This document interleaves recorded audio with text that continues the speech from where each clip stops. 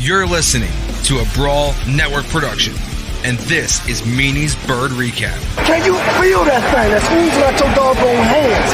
That thing that's beating in your doggone chest right now. Can you feel it? Win or lose, these guys will be here for you after every single game. Do you think you're better than me? Here are your hosts, Giovanni Hamilton, Connor Miles, and ECW Original, the Blue Meanie.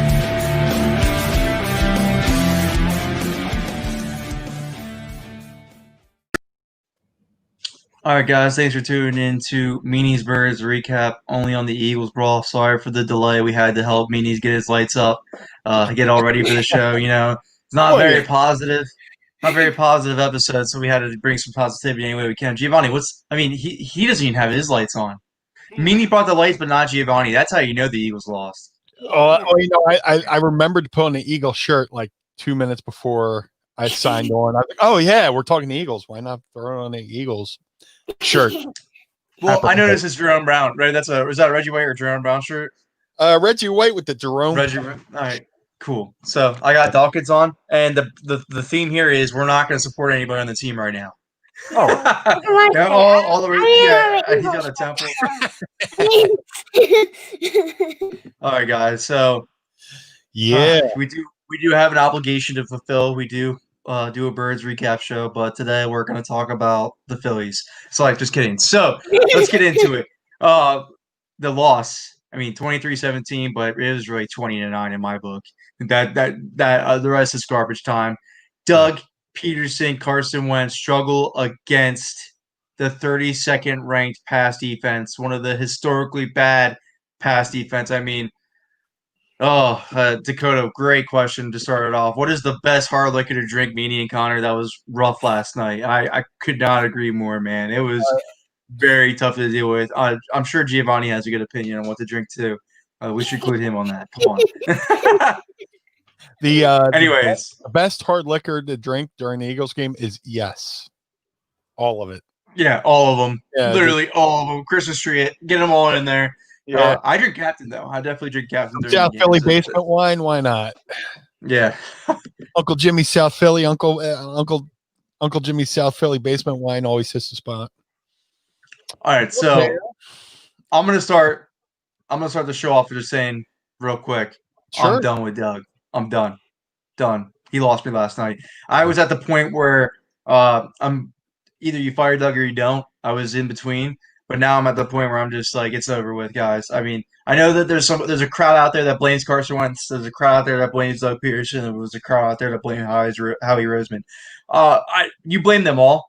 Each and individually has a fault in this season. But, to continuously go out there and put up stinker performances on offense, even if your quarterback is struggling, you don't utilize Miles Sanders at all. You don't utilize the run game at all. You don't do anything outside of your quarterback struggling. So, as much for the people that don't want to blame Doug Peterson, that just want to say Carson Wentz sucks, like it's him, bench him, and everything will be fixed.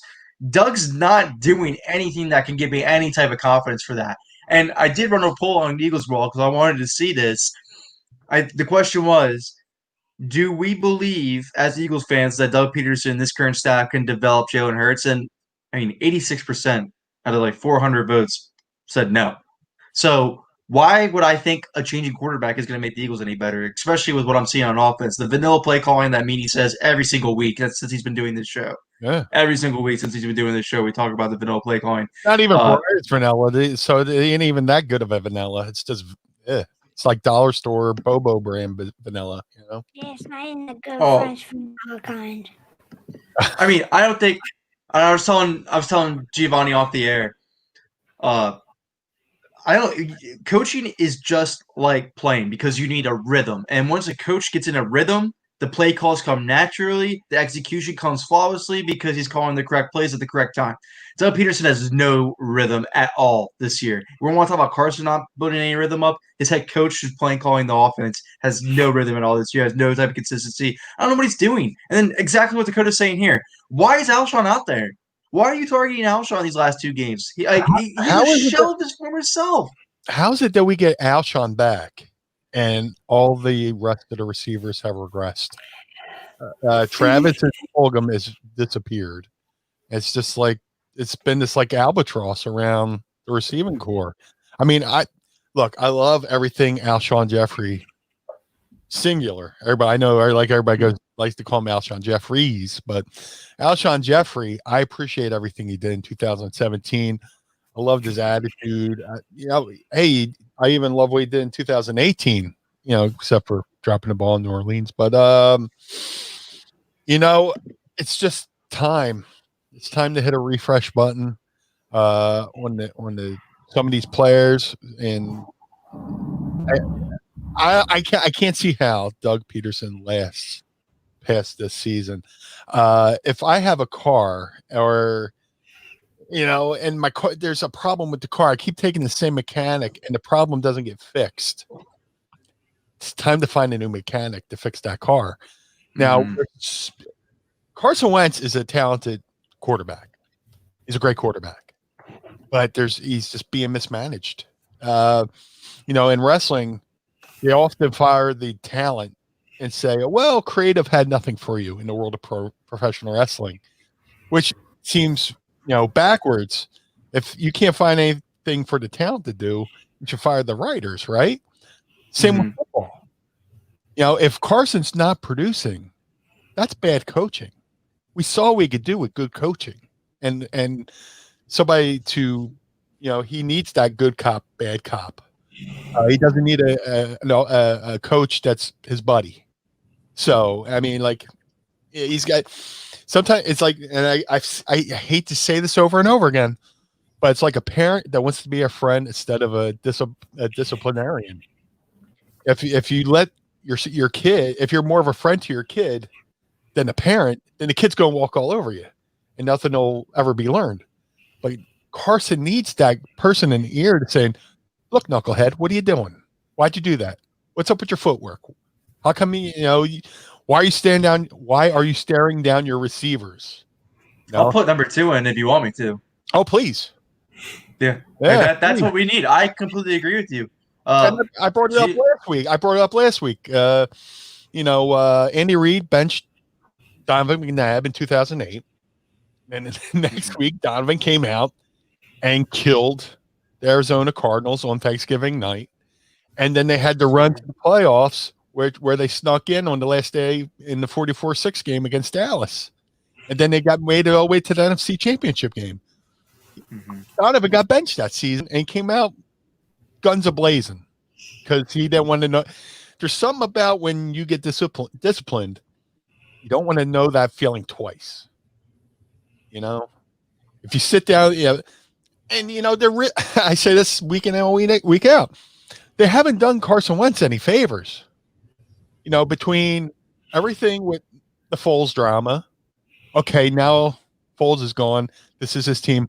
Oh, by the way, in the second round, we're going to we're going to draft a quarterback instead of maybe, I don't know, a lineman to protect you or a defensive player to actually produce. Can we get a cornerback that's over 5'10"? Please. Oh my God. It's just it's a toxic cocktail of things that's wrong with this team, and it all starts with drafting down to the coaching, and I don't see how. I would love the Eagles to win every game, but I don't want them to be the best of the worst. This is the worst division of football. I don't want them to be the worst of the worst either. So if they end somewhere in the middle, I'll be okay. And that sounds like something a Crumb would say, a crummy, Eagles fan. But last year, winning the division was awesome. The way they came back and won the division, but it really did them no favor schedule wise and draft wise. So if we could do something now, again, I'm putting a lot of faith in Howie in this draft. A lot of his plays have been like this. So it's just a matter of guys bring the heat to the show. I love it. Dude, I'm angry. I'm so angry. I got a Rodecaster Pro. I got a whole bunch of sound effects, but this is my new favorite. So that's been Howie's drafting. has been Doug's play calling. You know, it all stinks. That's what I'm trying to. So Giovanni's mother, as always, give dudes a shot at play calling. That's the big talk right now lately. Because I mean, Torrey Smith comes out and lobbies for dudes to finally get his chance to play calling. Now that's been like the talk of the day. I've been on the Jeff Stoutland train. I think Jeff Stoutland could set the tone early in the game, but anyone but Doug at this point. The guy has no, like I just said, he has no grasp of play calling right now. You got to take it away from him. And just to let everybody know, Ed was going to be on the show tonight, but dude's completely tired. He didn't get home until 3:30 a.m. last night from the game, and he just told me he had to crash. But he said the one thing that he wants to echo on the show is last night showed him that the Eagles are going to move on from Doug Peterson. He believes at the end of the season they will end up making the move and go a different route at head coach, especially Jeffrey Lurie. But all these fans seem like they want a different play caller. It's all these comments are is a different play caller. We need a good. I apologize to Giovanni. I know I'm ranting here, and I want to hear what Giovanni has to say too. But the sign of a true leader, a good leader, is somebody who listens to outside sources or listens to the people in the room. Doug, if Doug was a true leader, okay, you don't want to give up total play calling, but have Deuce draw up some plays, or have somebody you can sit with and go, what do you think of that play? What do you think of that play? And have somebody to give them a little pushback on certain things. I mean, again, the play calling has been so vanilla to the fact that the opposing teams know what the Eagles are going to run before they run it. And we're back in Chip Kelly days when people could predict what Chip Kelly was going to run before he ran it. Absolutely. And Matt, to this comment, Matt Silver's comment right here, they should have put Jalen Hurts in toward the end of the game just to keep Wentz from getting killed. It was over anyway. For the first time this all season, and I had to like really pause there before I hit the send button on this tweet because I was like, is this my emotions from the game? Am I frustrated while I'm saying this? And I'm just like, no, like I love Carson Wentz as much as the next guy. I believe in him. I do believe he has a future with this team. I think he needs a new head coach. I think he needs a whole new offense. But I did get to the point last night where I did say it's time to put Jalen Hurts in. I mean, what could you lose? I'm in total agreement with Meanie. I need to send that Donovan McNabb message to Carson Wentz, like, hey, it's not sweet, man. Like, yes, you're allowed to have one bad season because we're not going to move off you this offseason. We're tied to you. These next 2 years, you are ours no matter what the fans want, no matter what 94.1, 97.5, all the sports radio talk, all the media says, we're tied to you, bud. We're going through this no matter what. We're gonna figure this thing out together because we have to. But I just thought this is the time to finally send a message to him and say, hey, I know you're not a fan that we drafted Jalen Hurts. For some reason, that's our major report today, which was like, yeah, wow, no crap. He was not a fan of the pick. But the worst thing you can do to finally get somebody to finally wake up and start realizing that things aren't sweet anymore, you need to step up, is to threaten their job.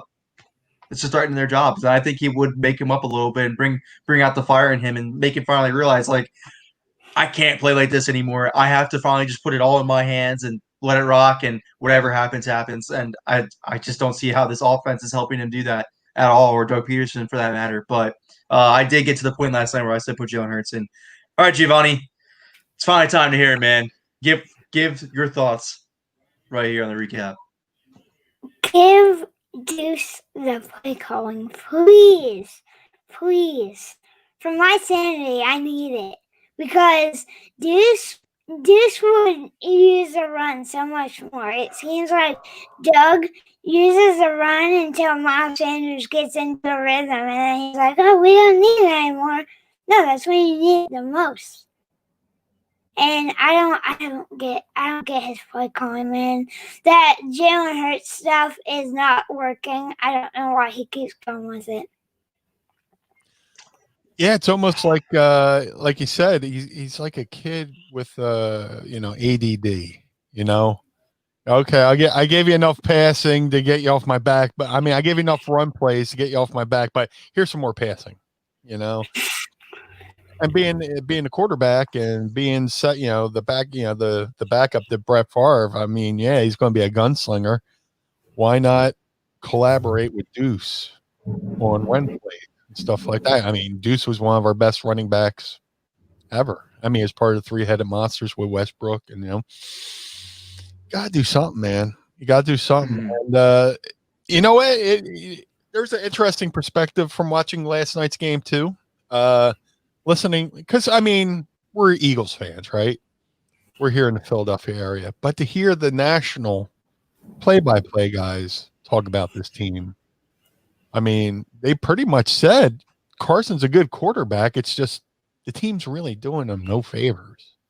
And just to hear an outsider kind of say that, because we're all in our bubble, we're used to the same old mantras every year and stuff like that. But to hear it, from outside, with the Monday night crew pretty much saying, yeah, Carson's a great quarterback, but the play calling and the stuff with, bringing Hurts in for one play in the middle of it, just for one play. And it's amazing how Jalen Hurts comes in and miraculously Alshon Jeffrey catches a football. It's insane. Carson throws him a ball, he gets a case of the dropsies. A new guy comes in, I can catch the ball no problem. It's the weirdest thing, man. It's the weirdest thing. I don't know if Alshon's trying to send a message too, or trying to make a statement by when Carson throws it, oopsie, and then when Hurts throws the pass. He may. Alshon is a double. He's a double agent, so I wouldn't be surprised. Yeah, he's a stooge. Yeah, I blame the coach for playing him as much because I mean he played 49% of the snaps while Fulgham played 52%. Like you're putting these two on a timeshare. Alshon, who you're getting rid of next year, and I've had people say like they're doing this for his trade value. They're doing this to hype him up. They're doing this to get something out of that contract. None of those are good excuses. Nobody's trading for him. He looks like he should retire. I don't know, man. That's why I just think the coach has no feel of this team whatsoever. I think there's no feel. There's no identity. I think Doug Peterson could hold his head up high in his next interview and say, "Look what happened my last year in Philadelphia. I'm loyal to my players. Yeah. I don't just make changes like they did, like the city demanded." Because other than that, I don't know what the excuse is. Are you playing for your next job? Are you trying to show that next job that you're loyal to players? Because other than that, I don't know what you're doing out there, bud. To answer this question real quick, my top guys are Joe Brady and Lincoln Riley. College doesn't scare me. Chip Kelly's college experience doesn't scare me. I would go all in on that. If Lincoln Riley's, he would probably turn this down though. I wouldn't want to work with Howie Roseman either. But those are the two guys I would go after. My top guys. Well, the one guy from the Monday night crew sounded like he was angling for a general. Louis Riddick. He used to work with the Eagles.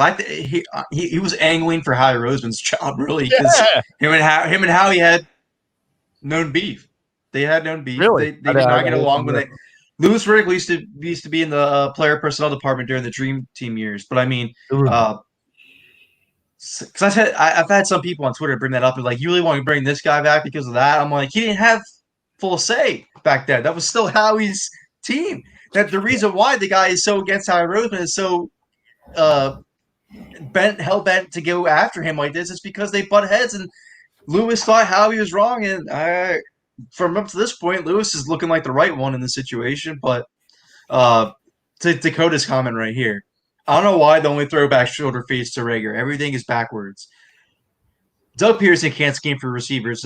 This season has just finally showed that to me. They finally add talent at receivers, and they can't get the maximum production out of them because the coach can't scheme for wide receivers. That's just Mike Rowe was a really good receivers coach. He does not get enough credit for a good receivers coach that he is. The best year that the Eagles had at wide receivers was 2017. That was distinctly the best year they had at wide receivers under Doug Peterson. I think Mike Rowe had a huge reason for that being the wide receivers coach and that it not being offensive coordinator, just being wide receivers coach. Yeah. I don't think Doug can coach wide receivers. He was the offensive coordinator in Kansas City with the Chiefs, had 0 wide receiver touchdowns. The Eagles have yet to have a 1,000-yard wide receiver in such a passing error league under Doug Peterson. I don't think the coach can coach wide receivers, but I think he finally showed that to you this year to answer all those questions. So I'm not putting it on Jalen Reagor this year. And the reason why I highlighted this comment, made sure to mention is because I talked to his father. I mean, we had his father on the show. I'm very close to Monte Reagor, and I mean, the how much Jalen Reagor gets killed. I feel like none of you guys watch football. I mean, how do you sit here and think Justin Jefferson's going to come? I think Justin Jefferson would do a fine job in Philadelphia. Don't get me wrong; he's a talented player. I was, of course, wanting Jalen Reagor more because I think he fits better, and I still do to this day. But with the way this offense is going, with the way the head coach is calling the offense, and with the way that Carson Wentz, because I know Kirk Cousins not lighting the world on fire, but Carson Wentz is playing worse than Kirk Cousins. I hate to say it. Justin Jefferson's not going to do much either. He's not going to do much either. He's going to be healthier, yes, so he would be more acclimated in the offense by this point. But, I mean, Reagor has been coming off of 2 injuries, has no idea what he's doing, and his coaches have no idea what to tell him what to do. And you're right, Dakota. They don't use him right. They don't use him properly at all. It's always vertical stuff and shoulder fades. It doesn't make sense at all. And the kid is beating himself up about it according to his dad. Like, we chew these athletes up and we spit them out. It's really not their fault. No. It's not their fault. The coach doesn't know how to use them. It's a shame. There's plenty of talent in the team. It's just a matter of it's a coaching matter. Use your players to their strengths. I mean, we got Dallas Goedert, probably one of my favorite players on the whole offense. Reagor's great. I mean, if you use him like in the way like New England, we used their speedy receivers, with quick slant routes and stuff like that. I think he'd be a little bit more successful like that. Just having them going straight down the field really isn't doing them any favors. And again, it comes down to coaching. It's just a matter of do I see Doug here being here next year? No. But is Schwartz going to be here? I don't think so. No, if you fire Doug Peterson, you're cleaning house. I would think your staff is going to be a completely new staff. I would hope not Jeff Stoutland, but now with Matt Patricia being cut by the Lions, do you bring him in for defensive coordinator or something like that? Who's out there? Who do you bring in? I mean, people are going to laugh at this, but bear with me because I do have legit reasoning.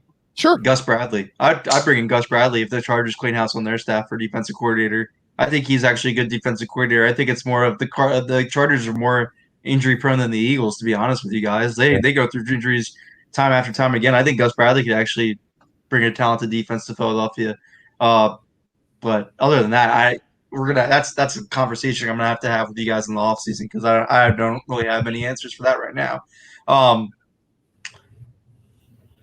I mean, Dan Orlovsky, I'm fine with him coaching on the Eagles. That'd be fine with me. He played the position before. It's not like he's just an analyst. I mean, he's a good analyst, is that? But I mean, he played the position before. He sounds like a guy who can coach. I would give him a shot.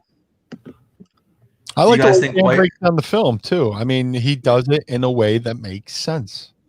And that there's the old age saying, I mean, did Dan light it up as a quarterback? Not really. Everybody's got the footage of him running down the back of the end zone for the safety, but I think he could be a good positive influence within the quarterback room. Mm-hmm. Yeah, I agree, Dakota. He's talking about when we were talking about Jalen Reagor. So, little tidbit because Giovanni isn't the only one who was able to have words with Zach Ertz.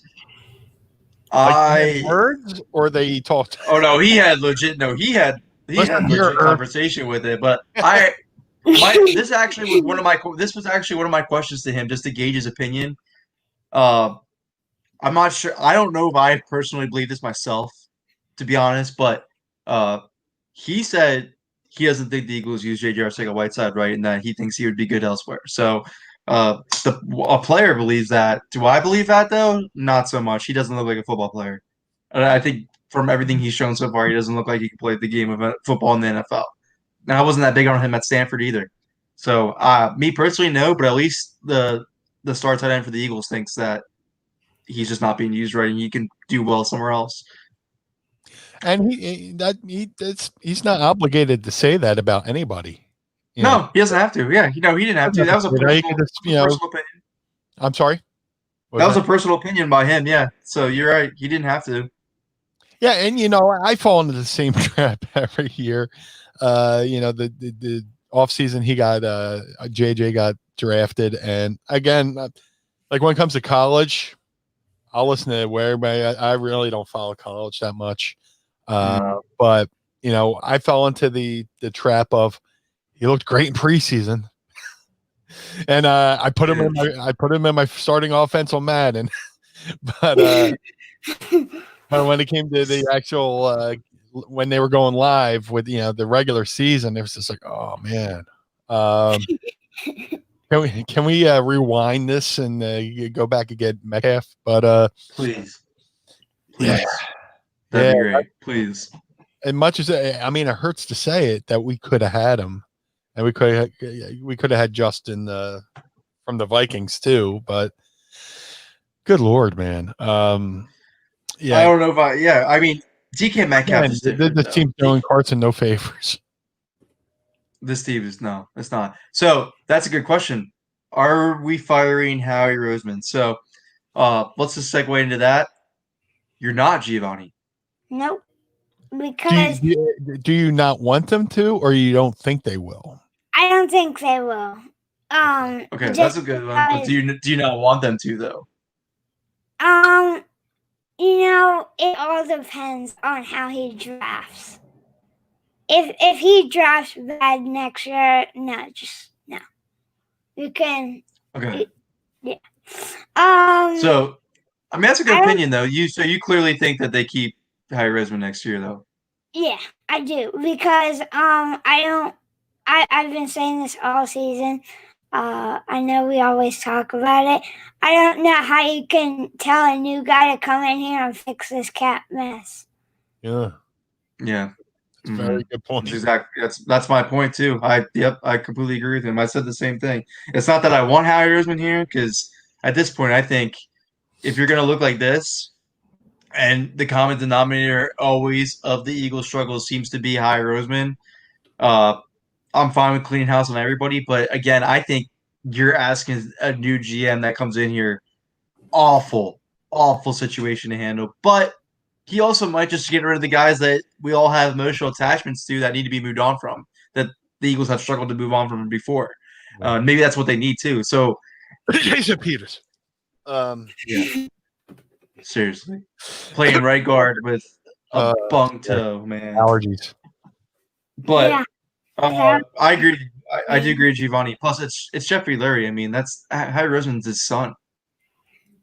He's been with him through the Dream Team, through the Chip Kelly, through the Super Bowl. I don't know. I'm not as convinced as Giovanni is either. I'm not convinced either that they get rid of him. Unfortunately, not. For all the times we kill Howie for missing on Metcalf and who's the kid from Minnesota? Justin Jefferson. Yeah, I've been hitting the head a lot, so I forgot a lot of things. That's but right. Every time he has a miss like that, we get a Dallas Goedert. Mailata is actually panning out to be pretty good. He was like the second highest person at his position this week. So he's bad in the high number draft picks, but when it comes to like the lower rounds, he's okay, But it's just I still can't get over this Hurts pick. Just and from what the rumor has it was a way to get back at Dallas, because they knew Dallas wanted Hurts too, and they just wanted to swoop him up from underneath Dallas. But I like pulling practical jokes on people, but not when it's a detriment to to my own team. Something's going to come out about Carson Wentz this offseason that makes the Jalen Hurts pick make more sense. I fully believe that from everything. I feel that's what's going to happen. Something's going to come out, and we're going to be like, oh. People have said it before. It could be worse than the stuff we've already heard through what's that guy? It could be career defining though, maybe. I don't know if I've said this before last week, but Something in me tells me he still hasn't fully shaken that concussion that ended his season last year. No, absolutely Somebody who's not. had concussion. That's somebody who's had many undiagnosed concussions.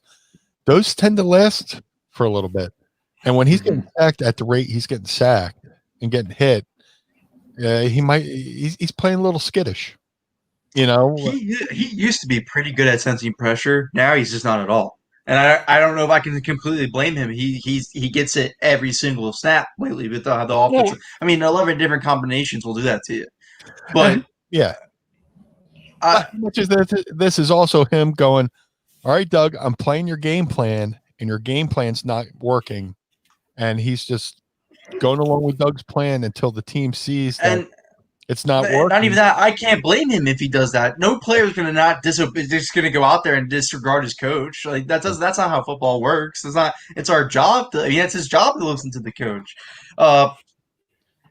It's kind of a way of sandbagging in a way where, right. We've seen where a coach talks.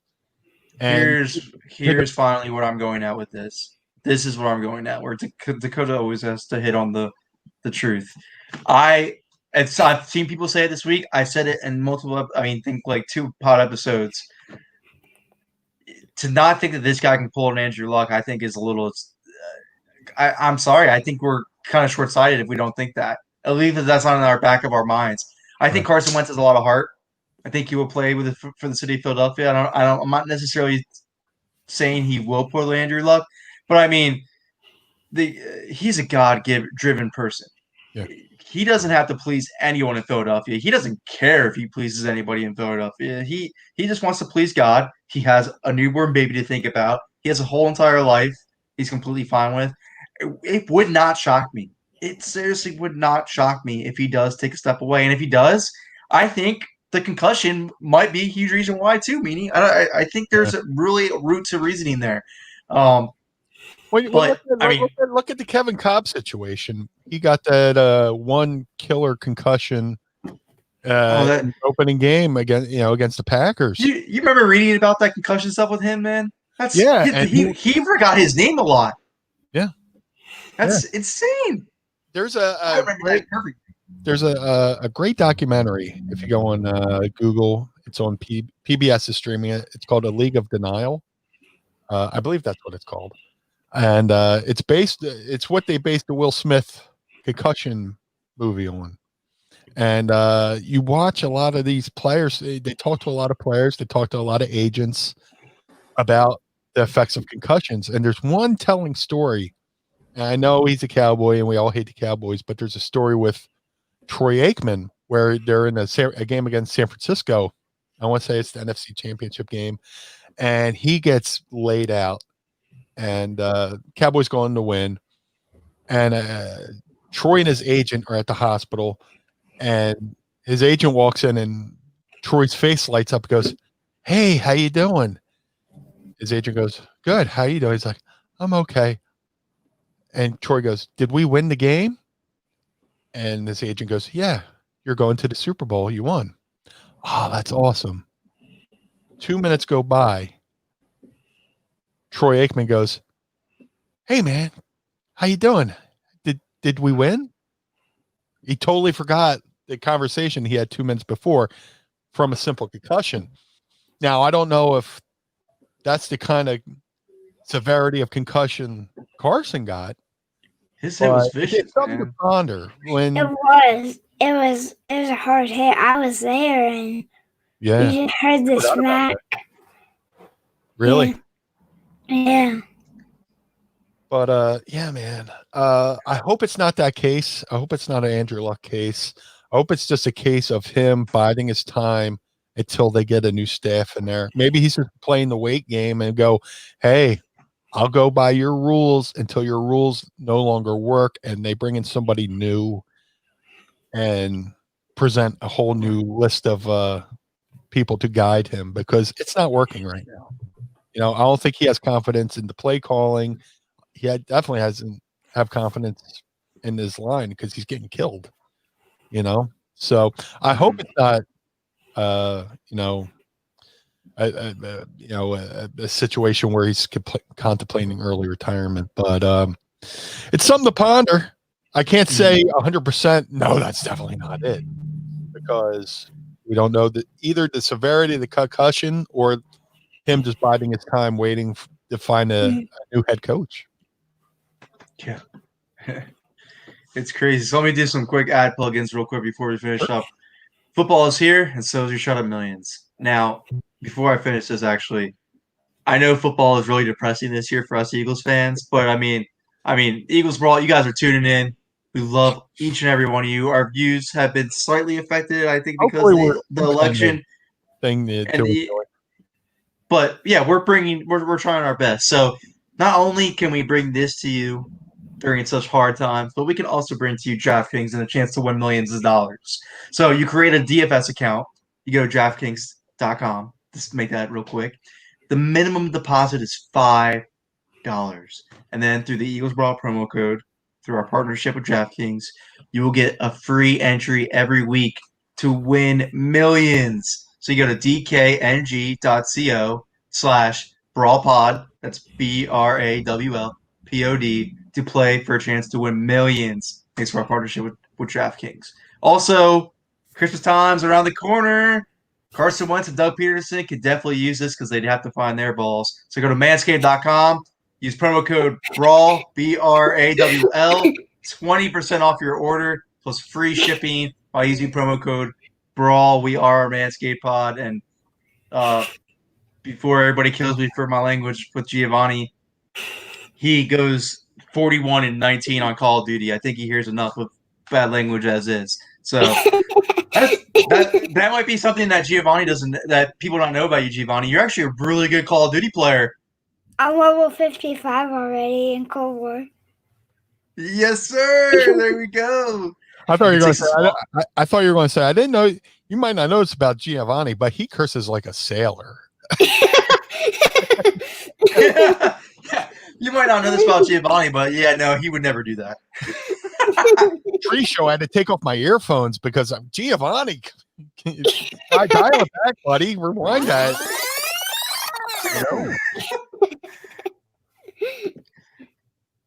Oh, Giovanni's stat. I can confirm that's true. I learned it from you, Dad. I learned it from watching you. So, Giovanni, you're a great Eagles fan. We all know it. But at the end of the day, you are smart. You do evaluate the sport very well. Yeah.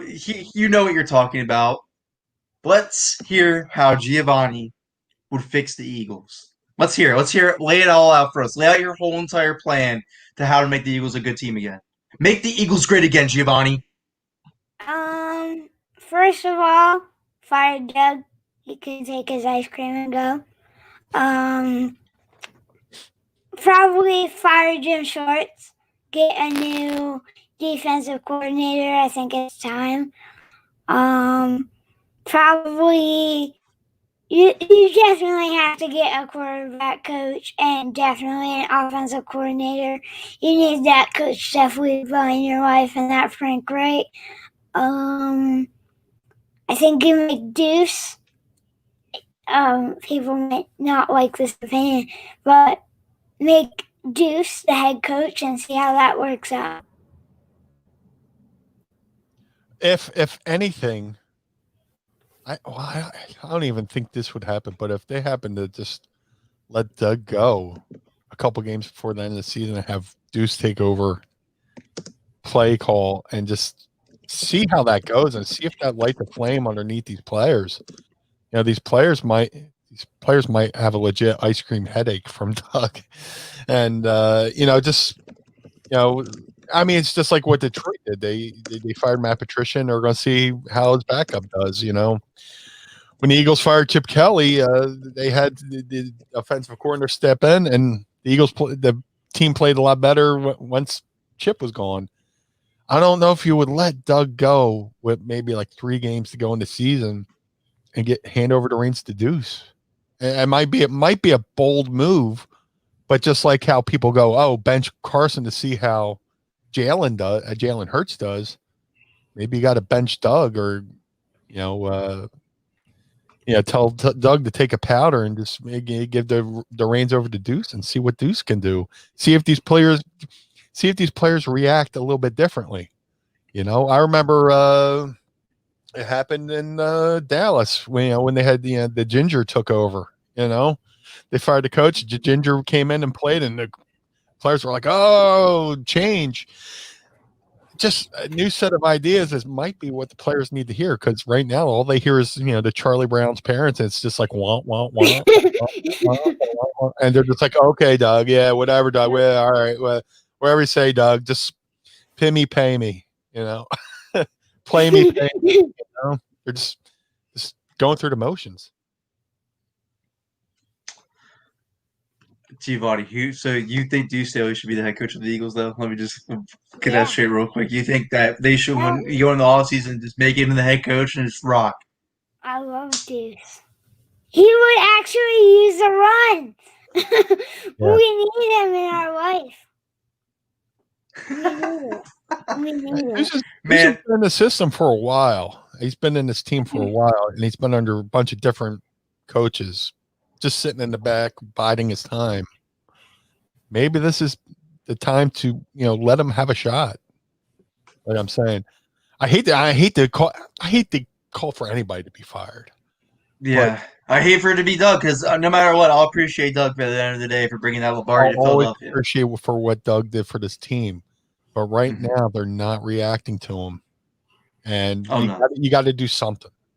I don't see him being here next year. So 3 games in, the final 3 games, give it to Deuce. Giovanni had a great idea. Give it to Deuce. And if the team reacts to Deuce, keep him. If they don't, he could just go back to his regular coaching with the running backs. Yeah, because that's one thing you don't want to do. You don't want to take Deuce out of the equation. No. You give him a chance. If it works, great, awesome. It's a happy accident. If it doesn't work, we could just go back to keep him in the organization, because the players respect him. The players play play hard for Deuce. Keep him in the system, but give him a shot right towards the end of the season to see how the players react. Let him call plays first. Let him call plays first, and then I'll have this conversation with you guys. Because right now I'm like Joe Brady. So let's see how these. I would definitely give him a shot, though. I would let anybody call plays with Doug Peterson. I don't even care if it's Justin Peele, the tight ends coach at this point. Somebody has to do it, but Doug. That's all that matters. I would let Bobby Boucher from the Waterboy play calls before the Doug for the rest of the season. Just somebody different. Just somebody. It really, really sucks. All right, 2 things from us before we leave. 1, Philly Sports with Giovanni's jam-packed episode is tomorrow with Football Kelly. They recorded a back-to-back. They talked about how they'll fix the Eagles. Giovanni, get people hyped for this episode real quick. We had a lot of fun, man. It was about like a 20-minute episode. It was pretty fun. We got into the Eagles and what they have to do to get better. And I really liked having her on, and I'm so happy to have her a part of the Eagles, bro. Yes, sir. All right, Meanie. If you guys haven't listened to the Meanie podcast yet, you're missing out. It's actually really entertaining. You don't have to be a wrestling fan, just entertain that. The Meanie talks about everything. So please check out the Meanie, and by always, Meanie, plug your stuff in. Yeah, if you enjoy what I say here, I also have my own podcast called The Mind of the Meanie. It drops every Monday morning at 6 a.m. wherever you get your podcasts. We also have a YouTube channel, youtube.com/Mind of the Meanie. We talk about music, movies, sports, and tons of useless knowledge, which I have tons of useless knowledge and no ways to make money with them. So I've started the podcast. If you would like to support the Blue Meanie, go to prowrestlingtees.com/Blue Meanie, where you can get one of the top grossing selling shirts in ECW history, the Blue World Order shirt. But I also have very Philadelphia sports themed shirts.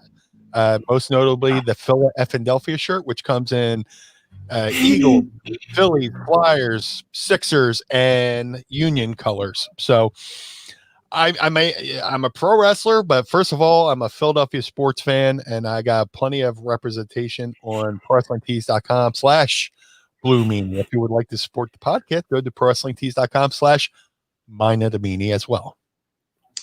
And I might as well shout out our Eagles Brawl apparel because Giovanni has Christmas merchandise coming out soon. We are working on that right now. Soon. We'll also have some other Eagles Brawl. Yeah, also some Eagles Brawl material coming out. We got you guys on the Eagles Brawl shop. Go on our link tree, link in bio when you check out our Eagles Brawl pages, and you can get yourself some Eagles Brawl gear. Support the show, support Giovanni, support being a Birds fan. Thank you guys for tuning in. I'm a big fan of Giovanni, so definitely, I can't wait to see what shirts you come out with, man. Hopefully, hopefully Meanie sized. We do have Meanie size, no matter what. We'll got you, Meanie. We got you covered. My brother, shout out to my brother for designing it. He did such a good job with it. Very cool. Very cool. Yes, sir. He did. He did a great job. Shout out to Dom. I know you're out there listening somewhere. Yeah.